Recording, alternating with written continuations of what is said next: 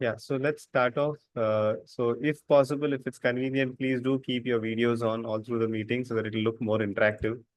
And just reminding us to why we have these meetings, what is the purpose of these meetings? It is to ensure that we come together, discuss with each other, share ideas, and we keep challenging each other to grow our businesses. That's the basic idea. We cover any topic that we feel can help each other. So that's how we've been doing this. And we are covering a stage of business which is called as pathfinder stage of business.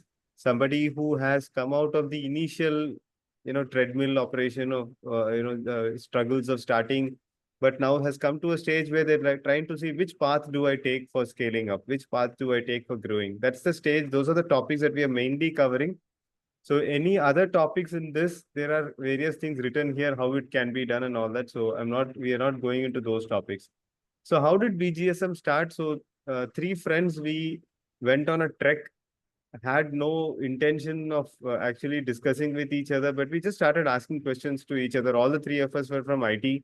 And for about 2 to 3 hours, we spent time asking about how to scale up our business, what are the different challenges we are facing. And we felt so nice. It was so good in 2019. So that's how it started. We met for a few weeks after that.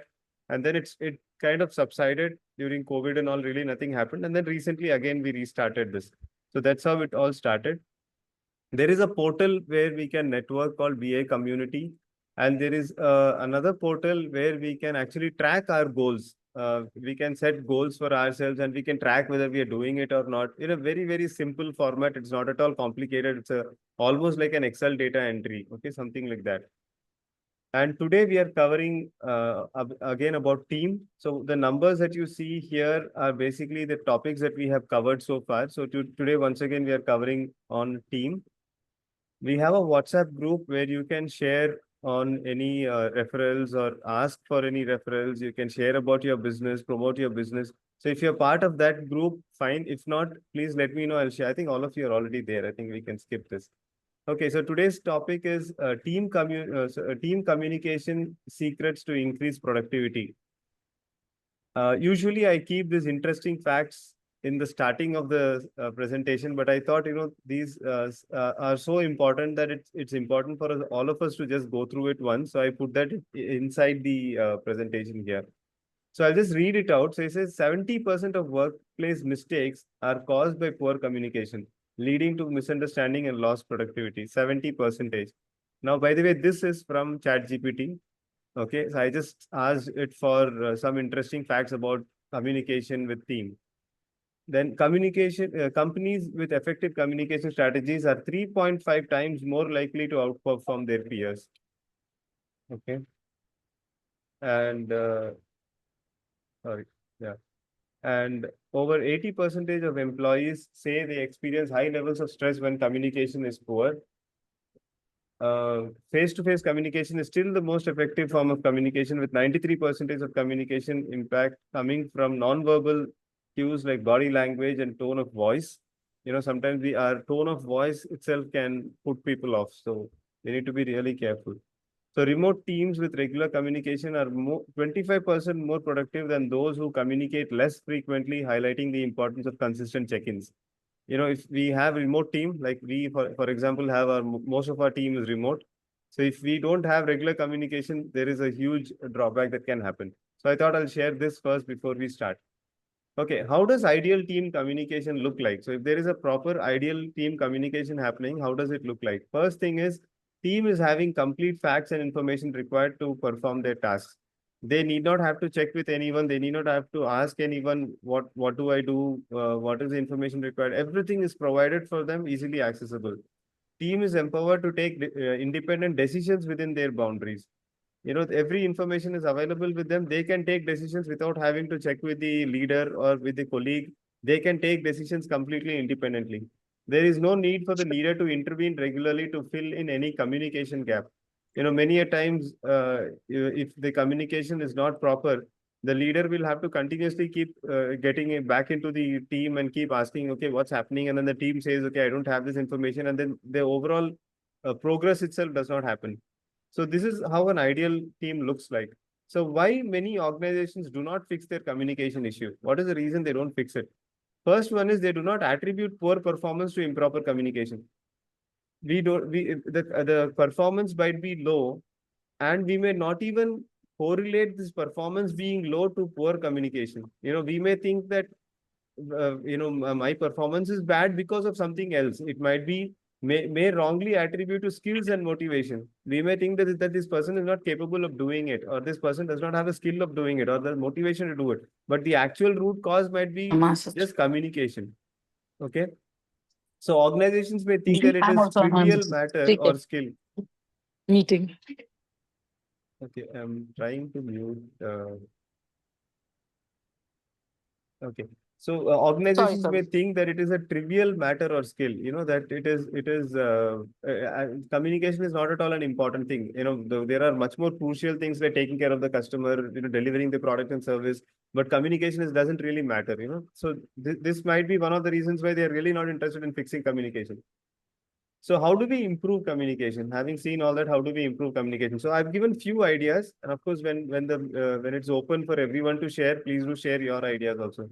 The first one is have regular agenda-driven meeting cycles, like it was told in the interesting facts, that have regular check-ins, and all these have to be on a regular and a prefixed time. Like if you're doing it on a Monday, do it every Monday. If you're doing it on a Thursday, do it every Thursday at a particular time and for a particular duration with a particular agenda, that this is what will be discussed every single meeting. Cover all information, go through all scenarios each time, prepare minutes of meeting and share with all. The best way to ensure that there are no communication gaps after a meeting is to share the minutes of meeting, put it there in a place where everybody can access it later on, because few days later we all forget what we spoke. So this is quite important. Second is create process documents.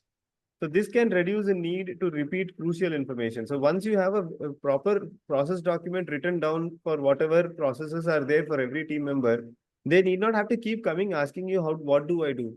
Prepare maybe a mind map. Prepare a proper scenario. Whatever scenarios are there, complete documentation, everything written down so that the team can go check on that. And if there are new scenarios, then they come to you. So 80% of the communication can be, or repeat communication can be avoided. Next, create orientation videos. I don't know how many of you have tried this.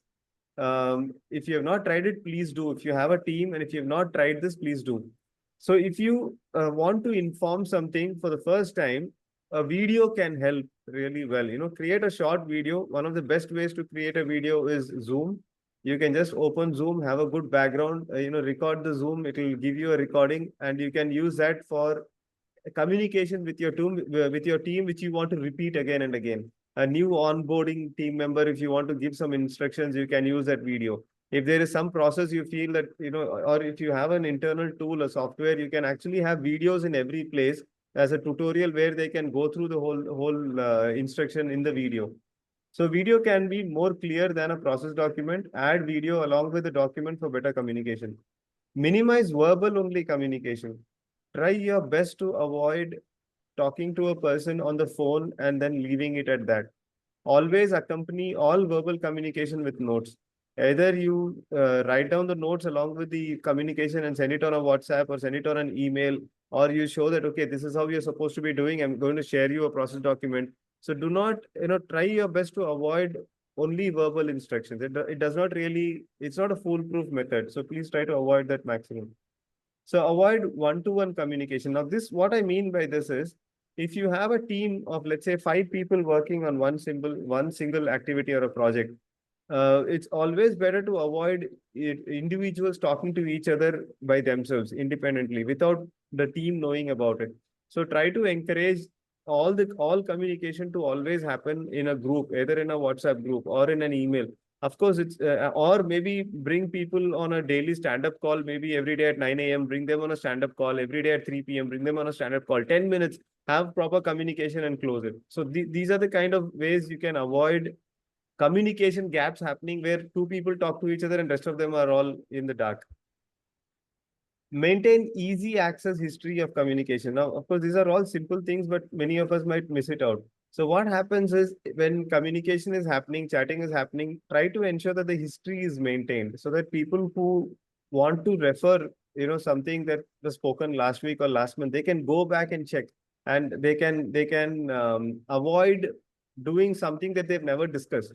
So always maintain a WhatsApp communication history, have a document that you can maintain the history in the email, have a drive where you can put all the information, or if you have a software, or have all the information in a software in appropriate places. So these are ways in which you can ensure that your communication stays intact. So these are few ideas that I would, I could share.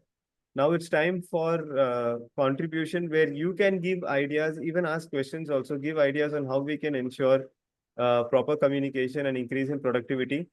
Before you say your contribution, please tell your name, company name, location, and your category for 15 seconds, short introduction so that we all know each other and we can network with each other better, connect with each other better.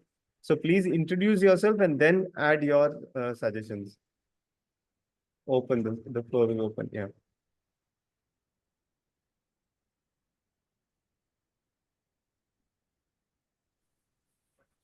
Hi, good evening, everyone.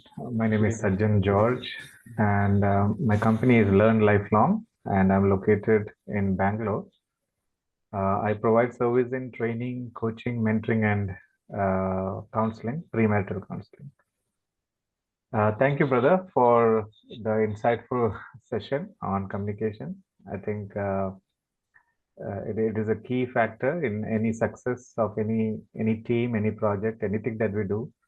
Communication is the key part. One thing I would like to input is like the enemy of communication is basically assumption. Like we assume that, oh, I understood. We assume that, we usually what happens when something goes wrong, we end up saying something like this. Oh, I thought you meant like this. I thought you wanted like that. I thought, everything is becoming then thought, rather than clarifying. So assumption basically is the enemy of communication, and it is. I usually say like this: you can never over communicate. It can always under communicate, but we cannot over communicate. In other words, we should not stop anybody from communicating as much as they want. You know, so and then as managers or as supervisors or seniors, we have to inculcate a culture where anybody can come and disturb you in terms of disturbing the sense. So we should not become inconvenient. You should not show it that don't disturb me too much, asking the same thing again and again. That kind of thing, if we can, take it out and then keep it open that any doubt, anytime, ask it and clarify it rather than making a mistake, which is much costly in all terms, time and then the whole cost itself is so much big. So it is much better to fix it by just communicating and clarifying. So keep the environment open, and at the same time, never assume anything. Any doubt, any question is there, always it's better to ask and clarify. Yeah, those are the inputs from my side. Thank you. Thank you very much, Sajjan. Anyone else would like to share? Yeah, I would like to go next. Yeah. Hi everyone. I'm Dinesh. I run a company called Read Automation, where I'm into industrial automation and robotics. Mostly, I support industries on mainly on automating their manufacturing products. So that's my main category, and I also have IoT and mechanical fabrication, and I do training as well for colleges based on these topics. So regarding communication, based on something I learned recently, is acknowledgement is something plays a very important role. Let's say I put an email or I send a message. So I'm mostly talking about messages that we send on email. Acknowledgement plays a very important role, because when we don't acknowledge it for what we sent or when we communicated something, people assume it's not been valued. So that's one thing I noticed. And regular follow-ups, that's also something important, like making sure that we have a timely follow-up so that it makes effective, people have understood it and the task has been done properly. So these are the two things I noticed in our profiles. All right, thank you. Absolutely. Thank you, Dinesh, for sharing. Thank you very much. Anyone else? Yeah, can I? Yes, please go ahead. Yeah, sorry, couldn't come on the video as always. Sorry for that. My name is Swaminarayan here. I represent my brand called Describe Consulting Services. We are basically into the digital platform, working towards the transformation of a lot of businesses. That's what we do. Actually, it's a beautiful topic that you have come up with, Thomas. The main thing which I always believe in communication, it's always two-way. most of the time, being bosses or something, we always in a position to keep telling our people what to do, what not to do, but we fail to listen to the ideas of the fellow subordinates as well. So because there are a lot of very good ideas these people come up with. So communication is always two-way, it is not one-way. So if we could have that traffic good, I think a lot of solutions can always happen with that. Thank you. Absolutely. Thank you, Swaminarayan. Thank you very much. Yeah, Anyone? Yeah. I'm Jawahar here from Expo HR Consulting. We are into recruitment, training, and HR software. So, see, very important for a team is to have a clarity on the goals. See, unless we have a clear goals and we have a communication related to the goals. So, what is the team goal? What is the individual goal? And the communication has to be around it. Do we even a daily meeting, a regular time, what we are trying to achieve today? A brief meeting could be 20-minute meeting every day would help. So that will keep the team, at least they will know what each one is doing to contribute to team's progress. And as Thomas was saying, a weekly meeting with a close tracking of both I would call lag indicators and lead indicators would definitely help in achieving the productivity. I would recommend a book called 4 Disciplines of Execution. It's a beautiful book on how we can achieve goals and how we can improve communication. I would highly recommend this book, 4 Disciplines of Execution.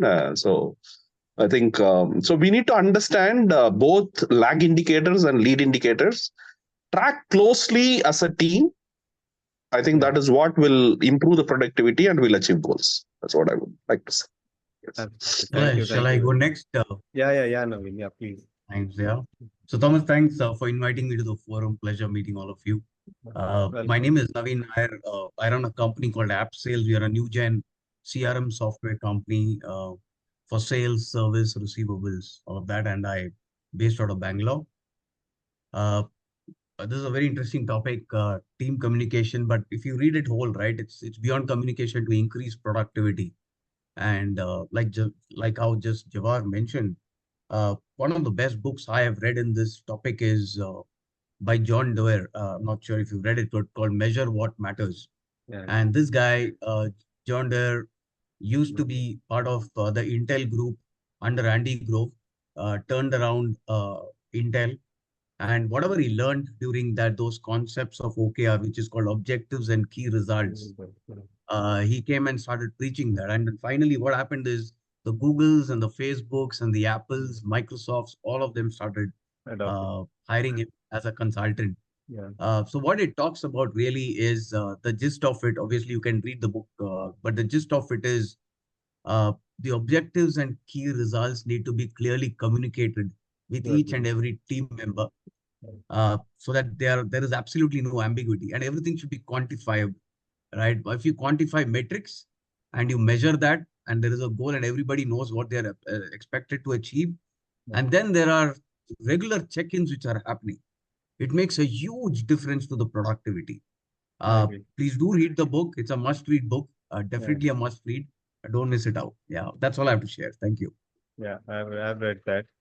I've read 4 disciplines. Even the 4 disciplines also I've read. In fact, in BNI, that's a highly recommended book, Lead and Lag Measures. So even this OKRs also I've read that long back. Yeah. Thank you very much for bringing up both the books. Thank you. Thanks to both of you.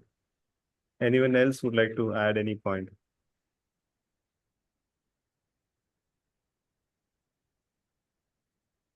So you can even ask questions if you feel, you someone like one of the questions I had for Brother Sajjan was, you said again and again, the word again and again, you should be available even if the person comes again and again.